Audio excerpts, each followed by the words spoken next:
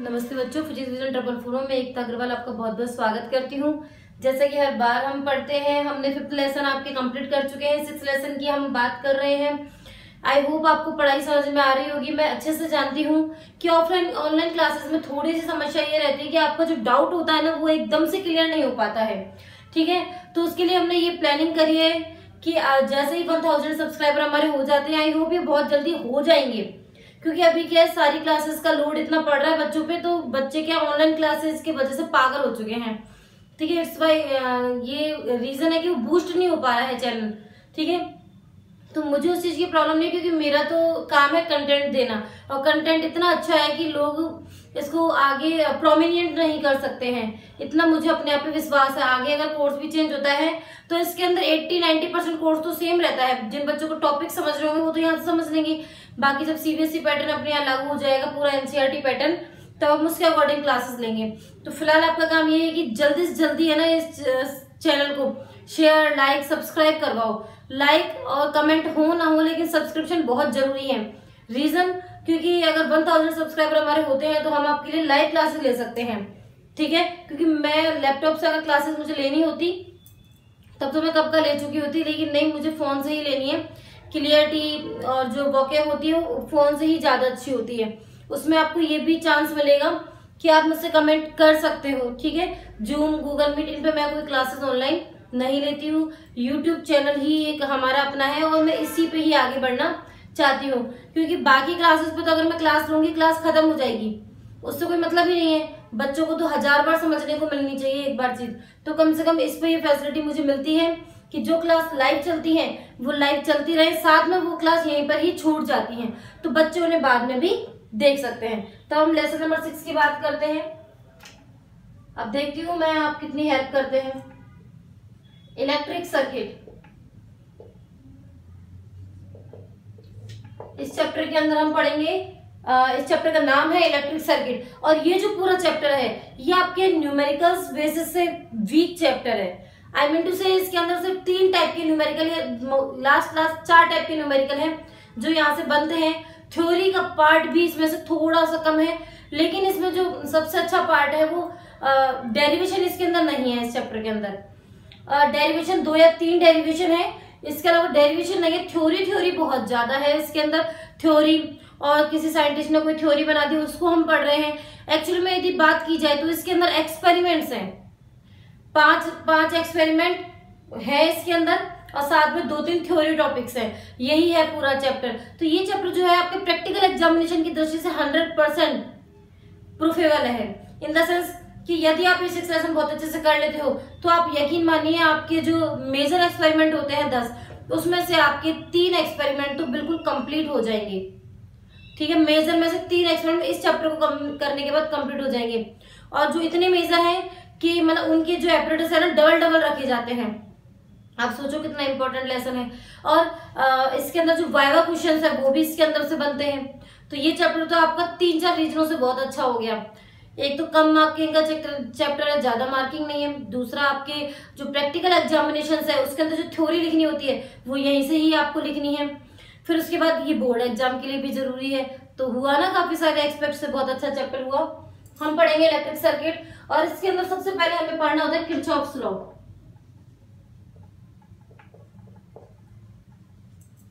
हमें सबसे पहले इसके अंदर पढ़ना होता है किरचॉफ्स लॉ। बेटा लिखाऊंगी मैं, लेकिन पहले इसको समझ लेते हैं। ठीक है, लिखने का काम भी होता है, क्योंकि इस चैप्टर के अंदर लिखना ही लिखना है आपको। ये मानो 50% समझना है, 50% लिखना है, तो पहले हम समझ लें फिर लिख लेंगे, वरना बोर हो जाएंगे हम। तो इस तरीके से पढ़ाएंगे आपको कि यदि आपकी जो क्लासेस अगर 40 मिनट्स की है तो 20 मिनट्स लिखना है, 20 मिनट्स समझना है। ओके, इस टाइप से आपको बैलेंस कर देंगे, वरना आप पागल हो जाओगे। ठीक है, किरचॉफ्स लॉ। अब देखो, किरचॉफ की 2 लॉ हैं, इसको हम बोलते हैं KCL first law, Kirchhoff law. ठीक है, और दूसरा है केसीएल सेकेंड लॉ। अब इन दोनों में डिफरेंस क्या है? किरचॉफ फर्स्ट लॉ और किरचॉफ सेकेंड लॉ में क्या डिफरेंस है? किरचॉफ फर्स्ट लॉ क्या है? किरचॉफ फर्स्ट लॉ ये कहता है कि जो टोटल करंट है ना, टोटल करंट कंजर्व्ड रहती है। टोटल करंट कंजर्व रहती है। ठीक है, तो ये जो है चार्ज कंजर्वेशन को फॉलो करता है। किसको फॉलो करता है? Charge conservation. और ये इस चीज को बताता है कि आने वाली जो धारा होती है, आने वाली जो करंट होती है, मतलब कि इनकमिंग करंट,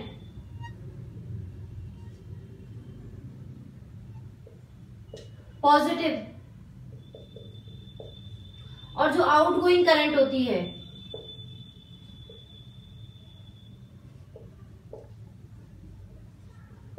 उसे नेगेटिव लेते हैं।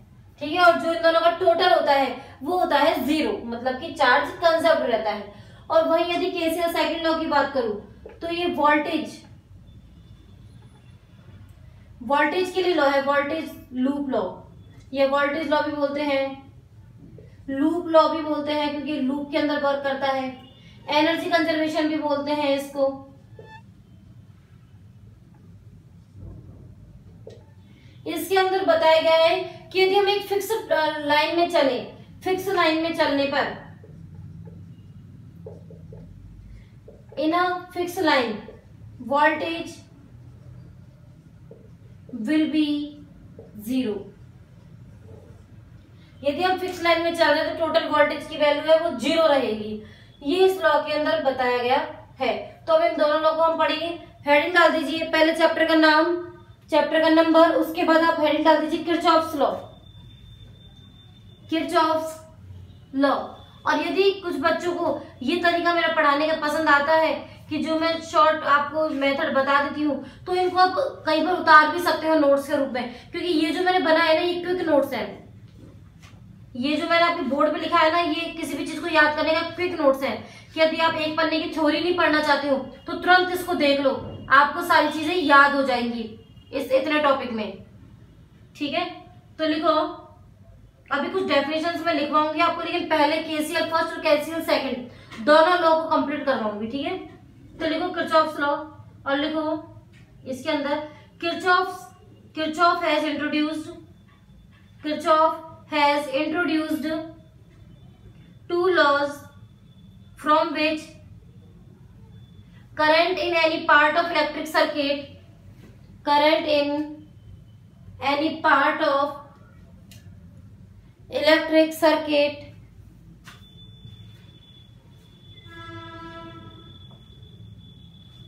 equivalent resistance of a complicated circuit, मतलब कॉम्प्लिकेटेड सर्किट को भी सॉल्व किया जाता है, comma potential difference between any two points of a circuit can be determined easily। Heading डाल दीजिए KCL's first law, KCL's first law.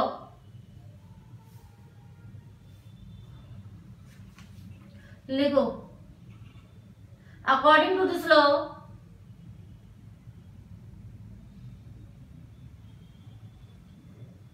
in an electric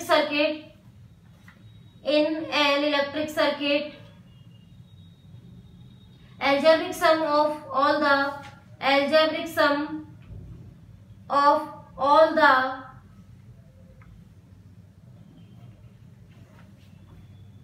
current at a junction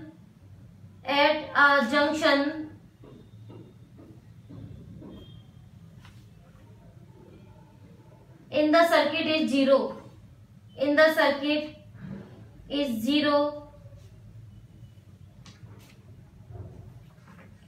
फिर पहले का इसमें लिखो summation of I is equal to 0। जानते हो ना समेशन ऑफ आई कैसे लिखते हैं? Here we can conclude that in this law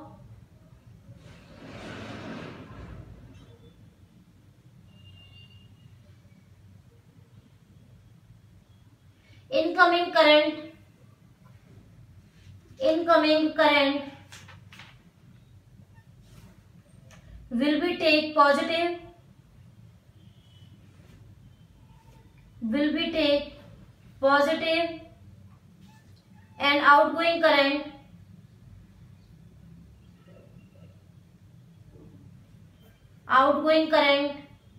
will be take negative,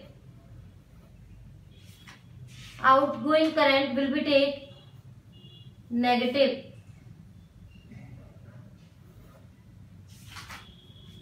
ठीक है, अब हम इसको करते हैं।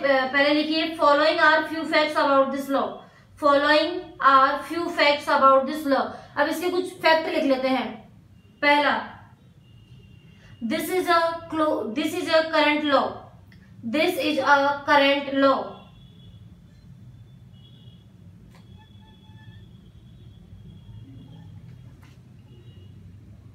सेकेंड लिखिए, this is follow charge conservation law, this is follow charge conservation law.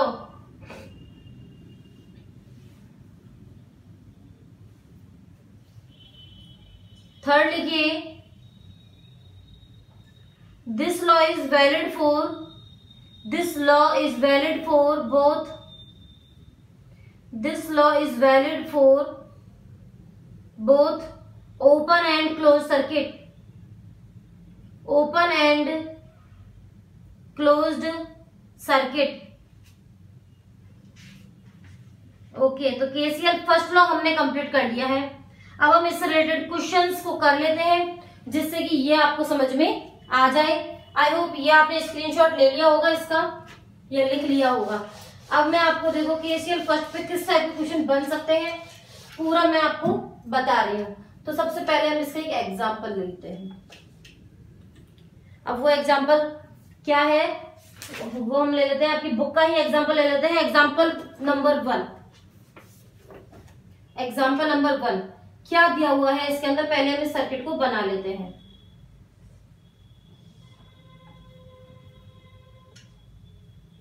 आपका ध्यान फिलहाल बोर्ड पे होना चाहिए क्योंकि ये तो आपके बुक में दिया हुआ है, तो इसलिए आपको ज्यादा है ना प्रॉब्लम नहीं आनी चाहिए इसमें। प्रॉब्लम कैसे कह रहे हैं ये मिलेगा नहीं मिलेगा, ये मन से बनाया हुआ क्वेश्चन नहीं है, तो आप तो इसे अपनी कॉपी में बुक में से भी कर सकते हो। समझ लो बस यहाँ पे कि कर कैसे रहे हैं इसको हम सबसे पहले। ओके,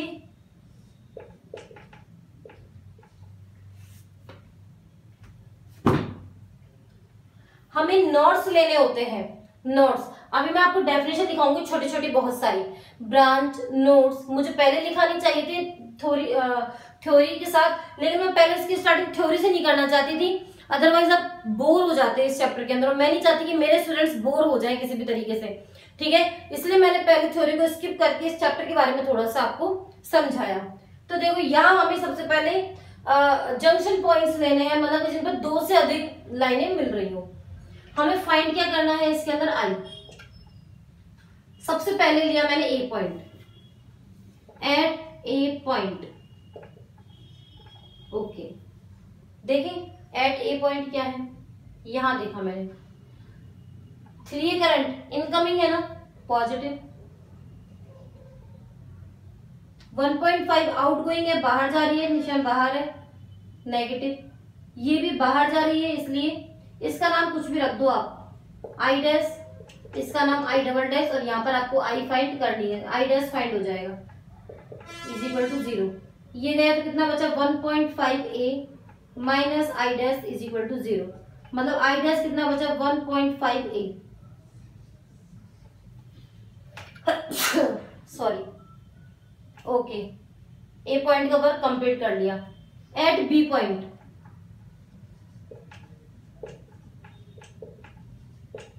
बताइए एट बी पॉइंट क्या है, आई डैश इनकमिंग है पॉजिटिव, इस पॉइंट पर जो आ रही है इसके लिए तो ये आउटगोइंग थी लेकिन इसके लिए तो इनकमिंग है, 1 ampere outgoing, I double dash outgoing is equal to 0। I dash कितना है 1.5 ampere minus 1 ampere minus I double dash is equal to 0। यहाँ कितना बचा 0.5 ampere is equal to I double dash. अब आप सोच रहे हैं मैम आपकी स्पीड को क्या हो गया, बेटा इस चैप्टर के अंदर तो स्पीड मुझे थ्योरी में बढ़ानी है और समझाने में घटानी है, यही क्रम चलेगा। आगे बहुत टिपिकल क्वेश्चंस भी आने वाले हैं आपके, ठीक है। एट बी पॉइंट्स हो गया। अब देखो at C point, at C point, at C point यदि देखा जाए, I dash incoming 0.25 ampere, outgoing minus I is also outgoing. What is the value of I double dash is 0.5 ampere minus 0.25 ampere is equal to I. कितना हुआ? I is equal to 0.25 ampere. आ गया answer आई का। Direct कैसे निकालते हैं? आई double dash नहीं था अपने पास, आई डबल डैश को निकालने के लिए आई डैश ये इसलिए हमने ए से ही स्टार्ट कर दिया। आगे बात समझ में? अब इसको आप तुरंत नोट कर लो।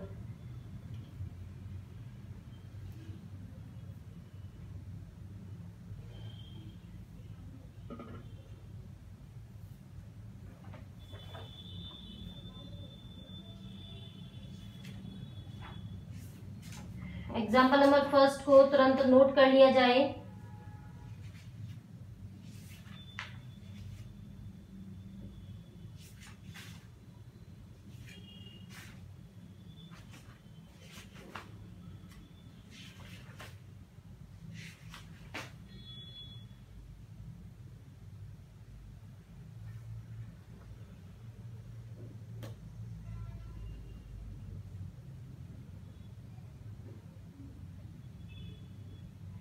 ओके और इसकी प्रैक्टिस के लिए आपका जो टेक्स्ट बुक क्वेश्चन है उसमें मल्टीपल चॉइस क्वेश्चन नंबर 3 आपको करना है। बिल्कुल सेम क्वेश्चन दिया हुआ है। ध्यान रहे जो भी थ्योरी हम पढ़ रहे हैं उससे रिलेटेड जितने टाइप के क्वेश्चन बन सकते हैं, जितने आपके बुक में दे रखे हैं, वो सब हम कंप्लीट करते जाएंगे। अब आपका केसीएल फर्स्ट लॉ कंप्लीट हो चुका है। इसके रिलेटेड जो क्वेश्चन आपको होमवर्क में करना है वो भी मैं आपको बता चुकी हूँ। मल्टीपल चॉइस का 5th नंबर का क्वेश्चन ऐसा ही क्वेश्चन है, ये क्वेश्चन आपको करना है। आगे बात समझ में? अब हम बात करते हैं KCL second law, Kirchhoff second law.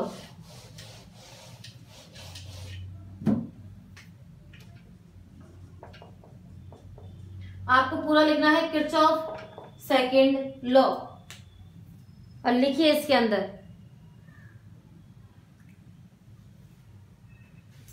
क्या लिखना है वो बता देते हैं आपको। और प्लीज कमेंट जरूर करना कि क्वेश्चंस हो रहे हैं या नहीं हो रहे हैं। कई क्वेश्चंस ऐसे होंगे जो आपके एग्जाम्पल में और आपके पीछे बिल्कुल सेम दे रखे होंगे, तो मैं क्या करूंगी एग्जाम्पल वालों को तो छोड़ दूंगी उस टाइम पे और उस क्वेश्चन को करा दूंगी, ठीक है, क्योंकि एग्जाम्पल का सॉल्यूशन तो आपके पास है, तो इससे क्या आपको आसानी रहेगी और ज्यादा करने में। मैं ऐसा काम करना चाहती हूँ कि जिसमें आपका टाइम भी बच सके और आपके क्वेश्चंस भी सारे कवर हो जाएं और आपको मैं अपंग भी ना बनाऊं। अपंग इन द सेंस कि कहीं ऐसा ना हो कि सारे क्वेश्चन कराने के बाद आपको क्वेश्चन का तरीका कैसे करते हैं, सोचते कैसे हैं, वो चीज आप भूल ही जाओ, क्योंकि प्रैक्टिस ही एक इंसान को परफेक्ट बनाती है और कोशिश जब तक नहीं की जाएगी तब तक मेरे पढ़ाने का कोई मतलब नहीं है। लिखिए in an electric circuit, in each closed loop,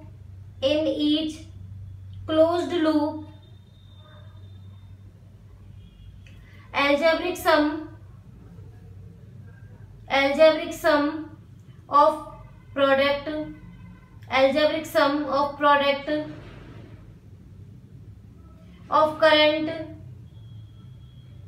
flowing in different branches and their respective resistance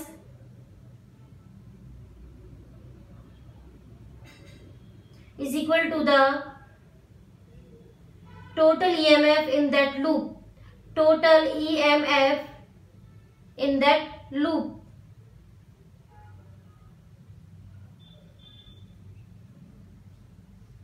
लिखिए few important facts about this law.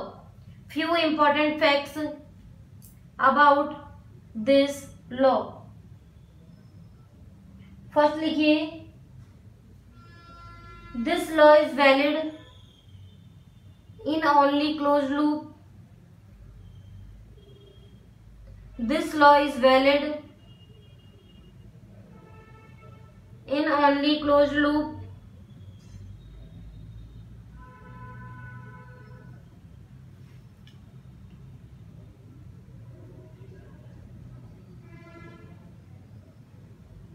This law is called loop law. मैंने बताया था this law is called loop law.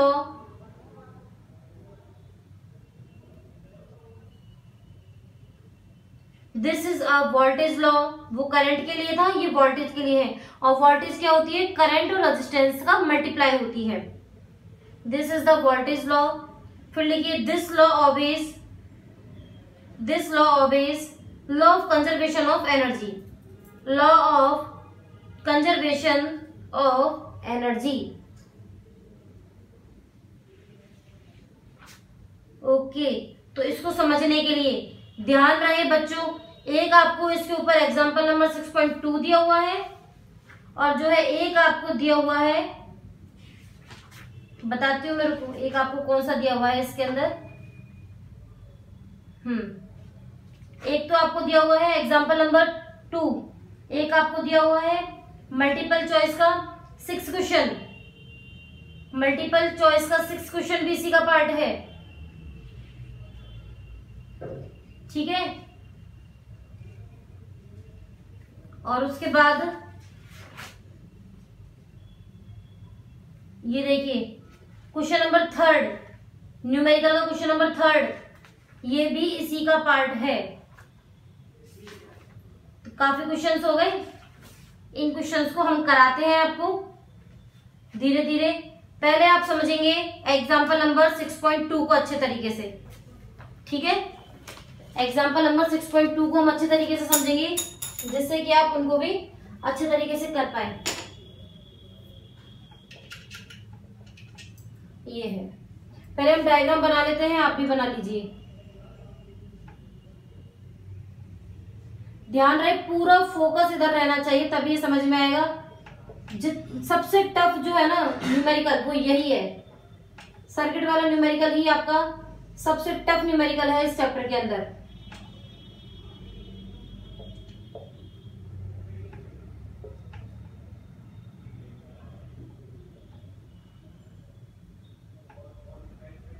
Current की direction का भी ध्यान रखना है कि कौन सी करंट किधर जा रही है, और जितने भी रेजिस्टेंस है ना उनकी बगल में करंट जरूर लिखनी है कि जैसे इस रेजिस्टेंस में से कौन सी करंट जा रही है, I1, ठीक है। ये है पॉइंट C,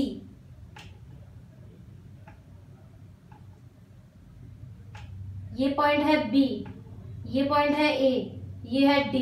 पॉइंट हमने डिनोट कर दिए। अब जितने भी रेजिस्टेंस है, ये है 2 ओम, यहाँ कौन सी करंट जा रही है, देखो I3 करंट जा रही है। रेजिस्टेंस के बगल में करंट जरूर लिख दें। ये कौन सी करंट है, I3। इस लाइन पे कौन सी करंट जा रही है, I2। इसमें कौन सी करंट है, देखो I2। अब इधर कोई करंट नहीं दे रही है, दिमाग लगाओ, I2 ऊपर जा रही है और नीचे आ रही है, तो बीच में यहाँ पर भी कितनी है, I2 है। I3 तो ये भी कौन सी हो गई है, I3 हो गई है। ये तो I1 है ही।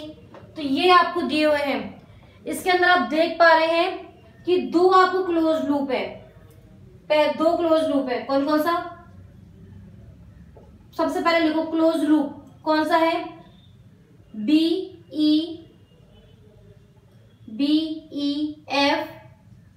CB, पहला क्लोज लूप फर्स्ट। दूसरा है ये कौन सा है, क्लोज लूप ABCDA,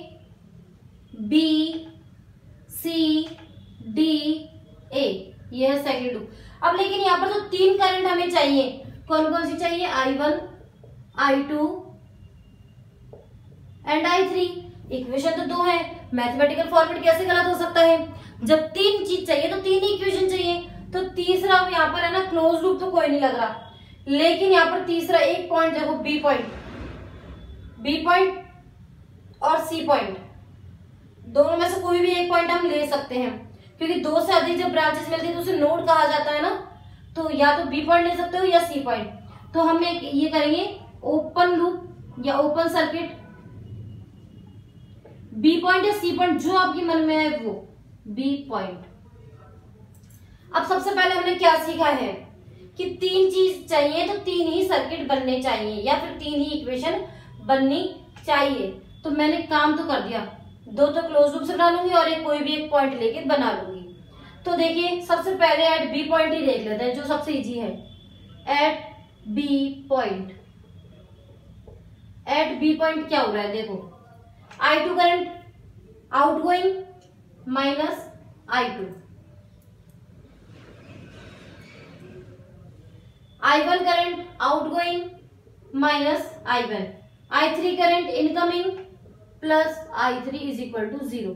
अब यहां से देखा जाए तो I3 is equal to I1 plus I2 बन रहा है। I3 इज इक्वल टू क्या बन रहा है, I1 प्लस I2। आगे ना समझ में यहाँ तक, ओके। अब हम लेते हैं in close loop BEFCB, BEFCB, okay. तो देखें हम इसके अंदर क्या करेंगे, एक करंट तो जो इसने दे रखी है वो तो हमें वैसे ही वैसे रखनी है, और एक करंट हमारी होती है। इसमें 2 चीज होती हैं, एक करंट तो मतलब कि जो दे दी जैसे भी चल रही है, चल रहा है ये सब कुछ। एक करंट होती है हमारी, जब हमारी करंट दी हुई करंट के इक्वल रहती है, सेम डायरेक्शन में रहती है, तब तो हम उसको पॉजिटिव लेते हैं, और यदि दी हुई करंट और हमारी करंट ऑपोजिट हो जाती है तब हम उस चीज को नेगेटिव लेते हैं। ओके, ध्यान रखोगे। अब देखो आपकी मर्जी है जैसे आप चलना। ये है पहला लूप, आपका पहला लूप, ठीक है। इसको मैं अलग से यहां बना देती हूँ, देखो बड़ा बड़ा एक बार देखो, यहां है 4 ओम। स्टार्टिंग में समझने के लिए ऐसे करना ही पड़ेगा, ठीक है। ये फिर यहाँ पे करंट और फिर ये वोल्टेज, इस टाइप से दिया हुआ है। ये प्लस माइनस माइनस प्लस, यहाँ 4 ओम है, E point, F point, C point, B point. ये कितना दिया हुआ 14 वोल्ट, ये दिया हुआ 10 वोल्ट। यहाँ I1 करंट जा रही है, ये है 6 ओम। यहाँ I2 करंट आ रही है, यहाँ से भी I2 करंट जा रही है, और ये भी क्या है I2 करंट, ये दिया हुआ है। अब आपको, अब मैं तो है ना ऐसे चलूंगी, यूं करंट जैसे चल रही चल ले दो। अपन कैसे चलना चाहते हैं, मैं ऐसे ऐसे ऐसे और ऐसे चलना चाहती हूँ। अपन को क्लोज लूप तो बनाना पड़ेगा, चाहे आप ऐसे चल लो चाहे आप ऐसे चल लो। मैं ऐसे चल रही हूँ, ओके। तो बी से स्टार्ट करते हैं, वोल्टेज वोल्टेज ले रहे हैं, ठीक है। वोल्टेज वोल्टेज बी पॉइंट से स्टार्ट करो। वी क्या हो जाता है, IR, I2 4 ओम, 4 I2 हो गया, 4 और I2 को मल्टीप्लाई कर दिया, वोल्टेज बन गया। इसकी करंट ऐसे है, मेरी करंट भी ऐसे है, तो ले लिया हमने ये पॉजिटिव। ओके, आगे बढ़े आगे बढ़े। फिर यहाँ पर सबसे पहले हम जो डायरेक्शन में चल रहे हैं ना उसको देखते हैं। हम ऐसे चले ऐसे चले, फिर हमको ऐसे चलना है। तो यहाँ देखो सबसे पहले पॉजिटिव टकरा रहा है ना अपन से, तो कितना का पॉजिटिव का 14 वोल्ट, पॉजिटिव का 14 वोल्ट। यहाँ पर डायरेक्शन नहीं देखते, यहाँ पर देखते हैं कि जब हम चल रहे हैं तो सबसे पहले क्या टकरा रहा है, ठीक है। फिर हम आ गए I2, तो हम लेंगे ही नहीं क्योंकि रेजिस्टेंस नहीं है। करंट को रेजिस्टेंस के साथ ही लेना है। यहाँ भी करंट है बट रेजिस्टेंस नहीं है, नहीं लेंगे। फिर देखो हमको ऐसे आना है और ये ऐसे जा रही है, तो 6I1 होना चाहिए, 6I1। लेकिन करंट का क्या है, डिफरेंस है। मैं ऐसे चल रही हूँ, ये ऐसे चल रहा है, तो माइनस इज इक्वल टू 0। ये तो आपकी इक्वेशन नंबर फर्स्ट हुई, और ये हो गई आपकी, ये 14 वोल्ट में V नहीं लिखना है, बस 14 ही लिख के छोड़ना है। इक्वेशन नंबर सेकेंड,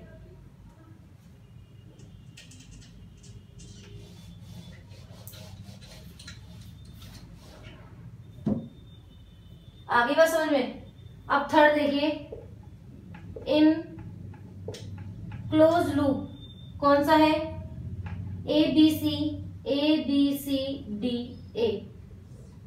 इसको भी बना लेते हैं।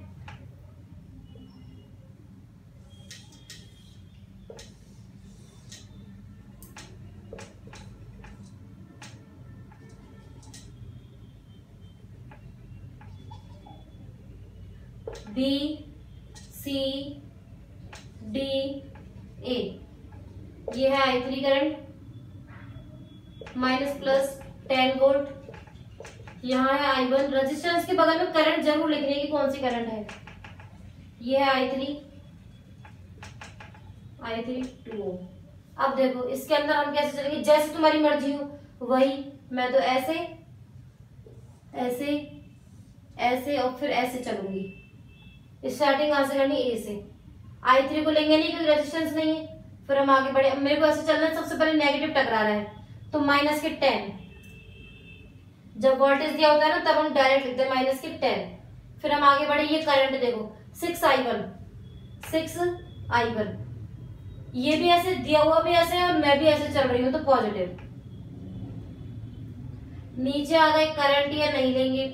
फिर हम ऐसे चले I3 2, मतलब 2I3 दी हुई भी ऐसे है और मैं भी ऐसे चल रही हूँ तो ये हो गया पॉजिटिव इज इक्वल टू 0। ये हो गई आपकी इक्वेशन नंबर 3।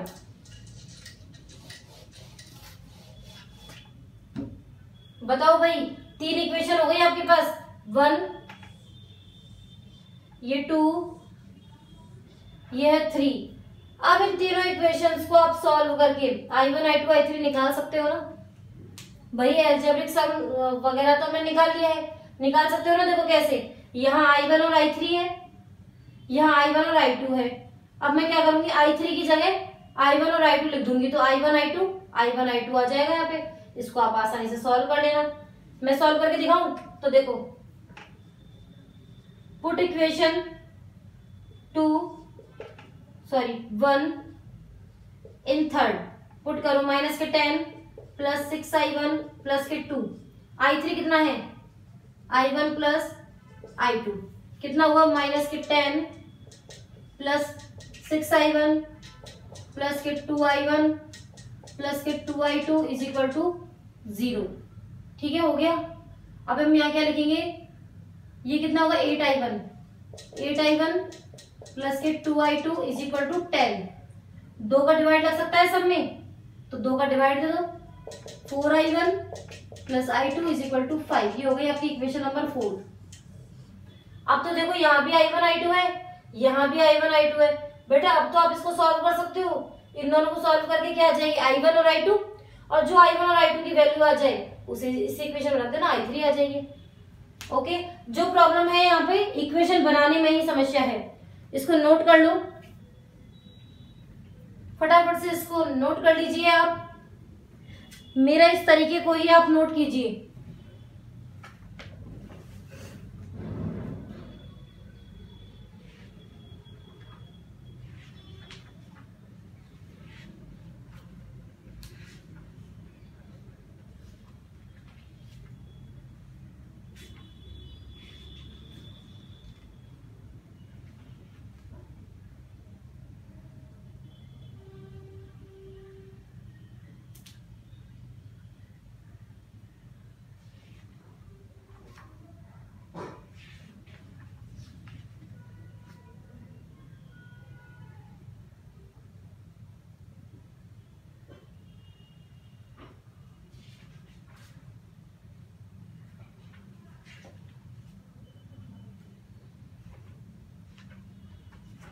हो गया ना एग्जाम्पल। ठीक है, अब मैं आपको कुछ डेफिनेशन लिखवा रही थी, वो डेफिनेशन हम लिखते हैं। लिखो पहली, नेटवर्क, क्योंकि ये बहुत टिपिकल काम कर लिया अभी हमने समझने वाला। सबसे टफ जो पढ़ सकता था ना वो यही न्यूमेरिकल था, ऐसा ही न्यूमेरिकल सर्किट वाला। इससे ज्यादा टफ आपके कुछ भी नहीं पड़ेगा इस चैप्टर के अंदर।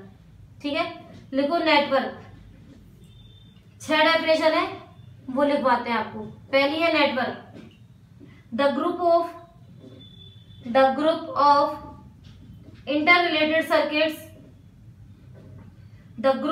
interrelated circuits made by the combination of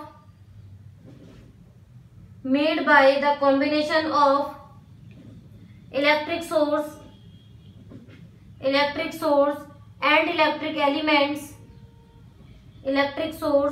and electric elements like resistance, capacitance, inductance, diode, comma transistor etcetera is called a network. मतलब जो भी चीज इसके अंदर जुड़ी हुई होती है ना कि रेजिस्टेंस वोल्टेज सब जुड़ जाए तो नेटवर्क बन जाता है।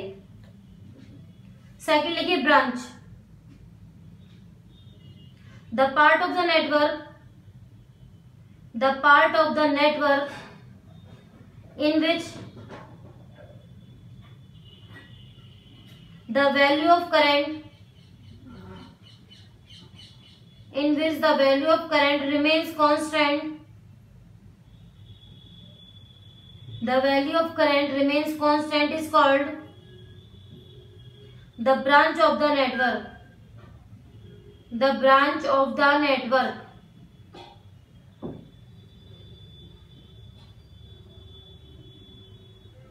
ठीक है कि जिस रास्ते पे चलते हुए करंट की वैल्यू कांस्टेंट रहती है वो ब्रांच होती है। थर्ड लिखिए node points, the point in the network, node NOD, the point in the network where two or more branches meet is called node point, node point। फिर लिखिए fourth loop, LOOP loop, the closed path of current, the closed path of current in a circuit which is made by the branches, which is made by the branches is called loop, which is made by the branches is called loop।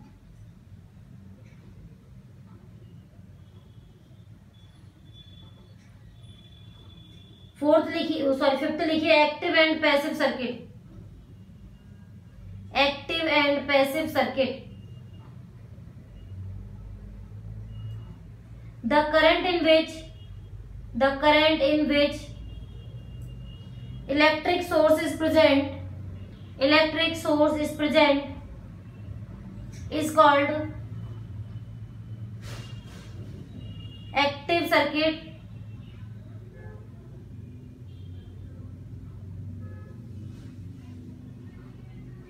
and the circuit in which electric source is not present is called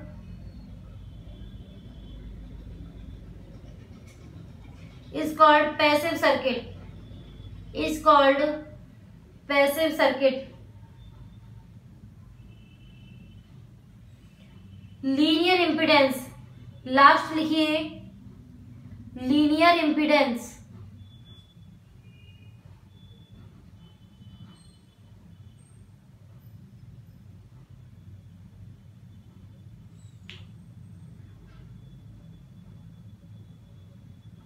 तो लिखिए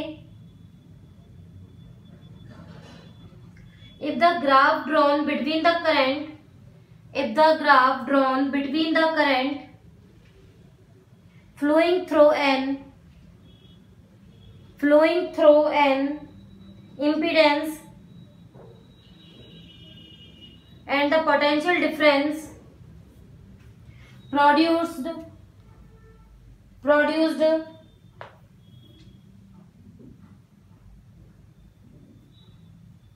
at its ends in a straight line, मतलब straight line में आता है, then this type of impedance is called linear impedance।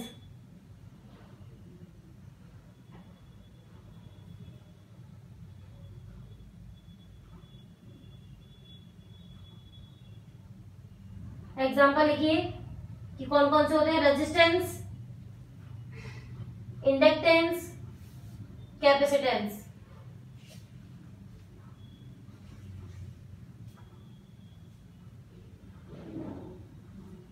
फिर heading डाल दीजिए व्हीटस्टोन्स bridge.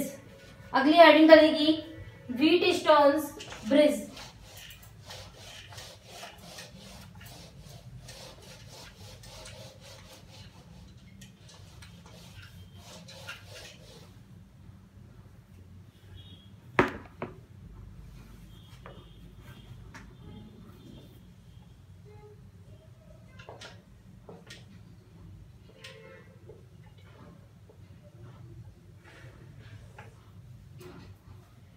व्हीटस्टोन्स bridge, देखिए व्हीटस्टोन ब्रिज क्या है, ये भी एक टाइप का सर्किट है और ये एक नाम है।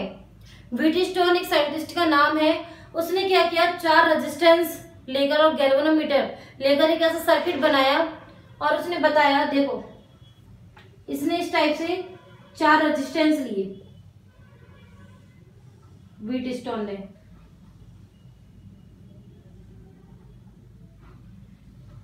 First resistance, second resistance, third resistance और ये फोर्थ रेजिस्टेंस। 4 रेजिस्टेंस लिए थे इसने, P, Q, R और S, ठीक है। और बीच में इसने गैल्वेनोमीटर लिया था और उसको क्या कर दिया था, कनेक्ट कर दिया था किसी सर्किट से। उसके बाद जब इसमें उसने आई करंट फ्लो करवाई इस सर्किट के अंदर, तो ये इस पॉइंट पर, जो ये पॉइंट A है, यहाँ पर 2 पार्ट्स में डिफ्लेक्ट हो गई, I1 और I2 में। इस पॉइंट का नाम हम दे रहे हैं B पॉइंट, इसका नाम हम दे रहे हैं C पॉइंट और ये पॉइंट है आपका D पॉइंट, या फिर इसको D ले लो, इसको C ले लो, कोई प्रॉब्लम नहीं है, ठीक है। तब इसने देखा कि I1 करंट ऊपर जा रही है, यहां से I1 फ्लो होगी, यहां से I2 फ्लो होगी, यहां से I3 फ्लो होगी और यहां से I4 फ्लो होगी। लेकिन जब करंट ऊपर नीचे जा रही है, तब इसने देखा कि जो गैल्वेनोमीटर है कुछ करंट को ले लेता है। करंट को क्या ले रहा है, गैल्वेनोमीटर कुछ करंट को नीचे ले रहा है। तो I3 कितनी हो गई, I1 आनी थी, I1 में से घट गई, I1 माइनस IG हो गई।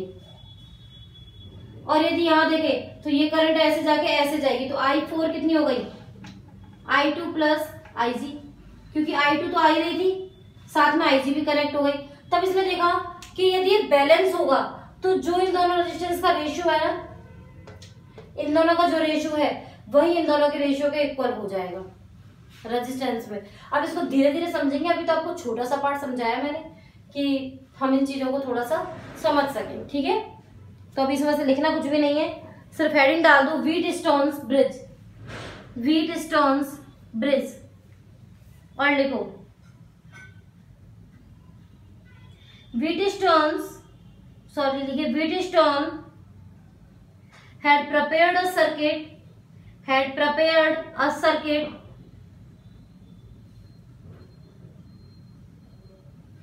which was a combination of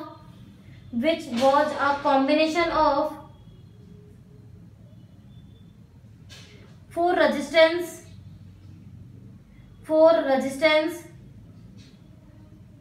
1 galvanometer, 4 resistance, 1 galvanometer, and one cell is called Wheatstone's bridge.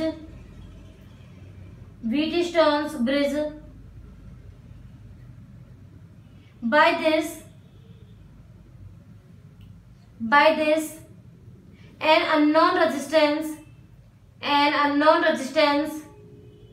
can be determined. Okay, बता दिया आपको कि इसका काम क्या है, अननोन रेजिस्टेंस को डिटरमाइन करने का, निकालने का। तो आप है ना सर्किट डायग्राम लिख के, हेडिंग सर्किट डायग्राम, जो कि आप प्रैक्टिकल्स में भी लिखोगे, सर्किट डायग्राम लिख के ये डायग्राम बना लीजिए।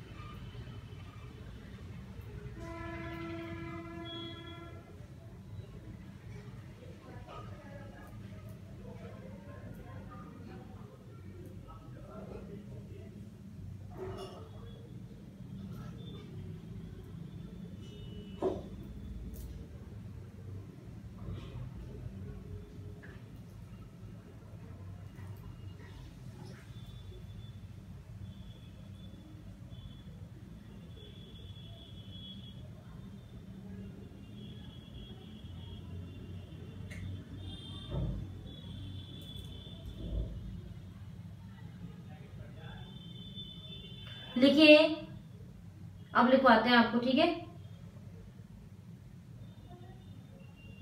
पी क्यू कॉमा, वो सॉरी, लिखिए कंस्ट्रक्शन, लिखिए कंस्ट्रक्शन हेडिंग डाल के लिखिए, here P comma Q comma R and R S are connected, they all are for resistance, they all are for resistance, make a form, make a rectangle form, rectangle ही तो बन रहा है, ABCD, okay. Between A and C, A और C के बीच में बताओ क्या क्या कनेक्ट है। एक तो बैटरी कनेक्ट है, EMF, और एक की कनेक्ट है। Between A and C, EMF and की and EMF and key are connected,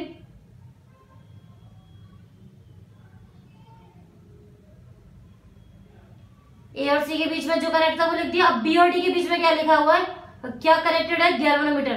and between point B and point D, galvanometer G is connected, galvanometer G is connected।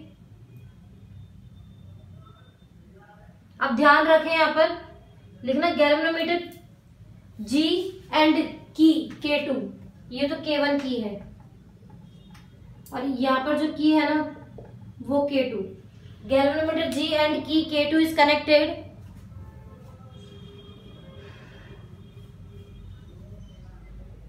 Hair capital R दिख रहा है क्या आपको, नहीं capital S, sorry capital S is a unknown resistance, ये वाला resistance हमको find करना होता है। Here capital S is a unknown resistance,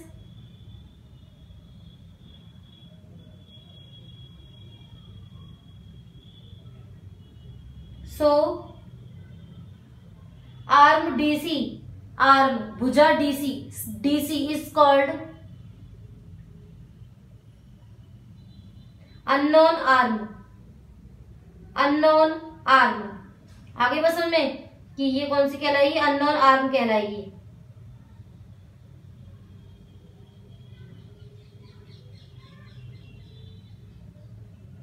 and BD कौन सी कहलाएगी, ये तो देखो सब नॉन आर्म है, ये भी जानते हैं, इसको भी जानते हैं, इसको भी जानते हैं, ये अननोन आर्म है। और ये कौन सी वाली है, galvanometer arm, and BD is called galvanometer arm.